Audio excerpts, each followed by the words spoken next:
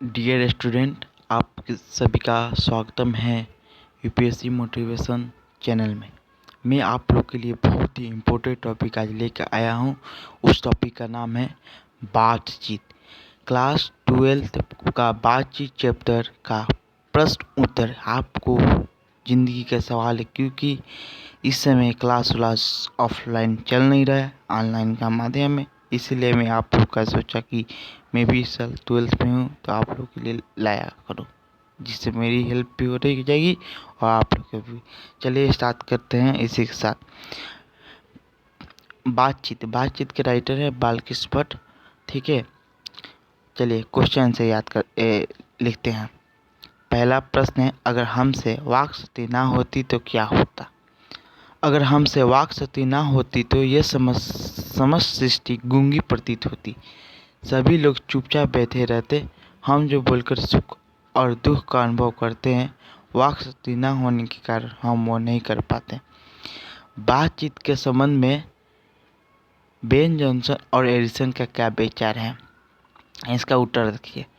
बातचीत के संबंध में बेन जॉनसन का राय यह है कि बोलने से ही मनुष्य के सही रूप का पता चल पाता है।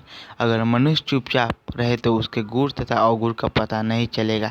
एडिसन का राय यह है कि असल बातचीत सिर्फ दो व्यक्तियों में हो सकती है, जिसका तात्पर्य यह हुआ कि वो एक दूसरे से दिल खोलकर बात कर सकते हैं। अगर वहाँ कोई तीसरा व्यक्ति आता है तो फिर के बात खुलकर नहीं हो पाती है।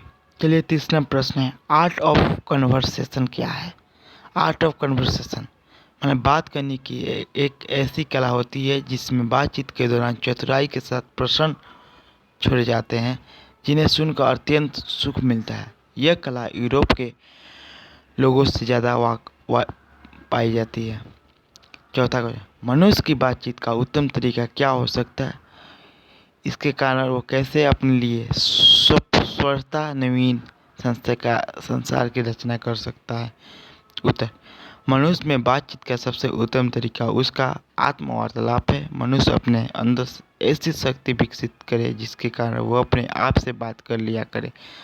आत्मवार्तालाप इसलिए जरूरी है कि ताकि क्रोध पर नियंत्रण पाया जा सके, जिससे दूसरों को कष्ट ना पहुंचे, क्योंकि हमारी भीतर की मनोवृत्ति नए रंग दिखाया करती है और हमेशा बदलती रहती है।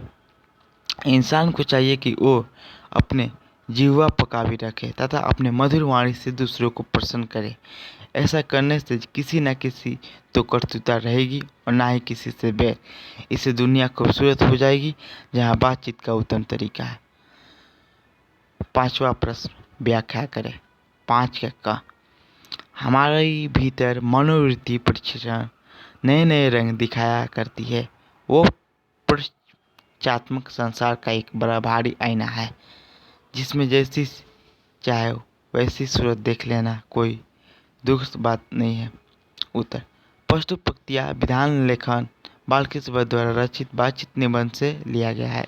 इन पंक्तियों में लेखक ने लिखा है कि जब मनुष्य समाज में रहता है तो समाज से ही भाषा सीखता है। भाषा उसके विचार अभिव्यक्ति का माध्यम बन जाती है, परंतु उसके अंदर की मनोवृत्ति स्थिर नहीं रहती है। वैसे भी एक कहावत कहा गया है कि चित्त बड़ा चंचल होता है। इसकी चंचलता के कारण एक मनुष्य दूसरे मनुष्य को दोस्त और दुश्मन मान लेता है। वो कभी क्रोध कर लेता है तो कभी मीठी बातें करता है। इस स्थिति में मनुष्य की असली चरित्र का पता नहीं चल पाता। मनुष्य के मन की स्थिति गिरगिट की तरह रंग बदलती रहती है।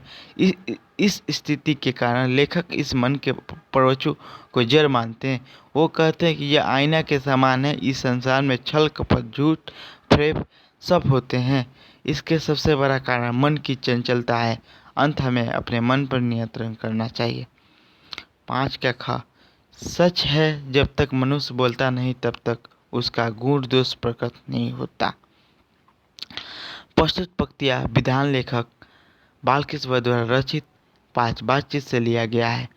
निबंध के माध्यम से यह बताना चाहते हैं कि बातचीत एक ऐसा तरीका होता है जिसके कारण मनुष्य आपस में प्रेम से बातें कर उसका आनंद उठाते हैं, परंतु मनुष्य जब वाचाल हो जाता है अथवा बातचीत के दौरान अपने आप पर काबू नहीं रख पाता है तो दोस्त का, परंतु जब वो सजिंदगी से सलीके से बातचीत करता है तो वो गुर है।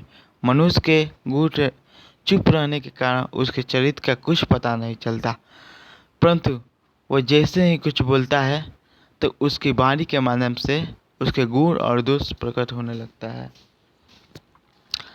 6 नंबर, इस निबंध की क्या विशेषता है? प्रस्तुत निबंध बातचीत के लेखक महान पत्रकार बालकृष्ण भट्ट हैं। बालकृष्ण भट्ट बातचीत निबंध के माध्यम से मनुष्य की ईश्वर द्वारा दी गई अनमोल वस्तु वाक शक्ति का सही इस्तेमाल करने को बताते हैं। महान लेखक बताते हैं कि यदि मनुष्य में वाक शक्ति ना होती तो हम नहीं जानते कि किस इस गूंगी सृष्टि का क्या हाल होता। लेखक बातचीत के विभिन्न तरीकों का भी बताते हैं। वो बताते हैं कि जहाँ आदमी भी अपनी ज़िंदगी मज़ेदार बनाने के लिए खाने पीने, चलने फिरने आदि की ज़रूरत है, उसी प्रकार बातचीत की भी अत्यंत आवश्यकता।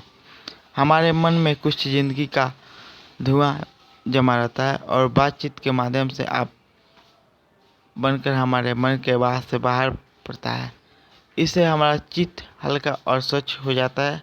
हमारे जीवन में बातचीत का भी एक खास तरह का मज़ा होता है। यही नहीं, भट्ट जी ये भी बताते हैं कि जब तक मनुष्य बोलता नहीं तब तक उसका गुण अवगुण प्रकट नहीं होता। महान विद्वान बेन जॉनसन का कहना यह है कि बोलने से ही मनुष्य के रूप का सही स्पष्टता हो पाता है। वे कहते हैं कि 4 से अधिक की बातचीत तो केवल भावनाओं में रहती है।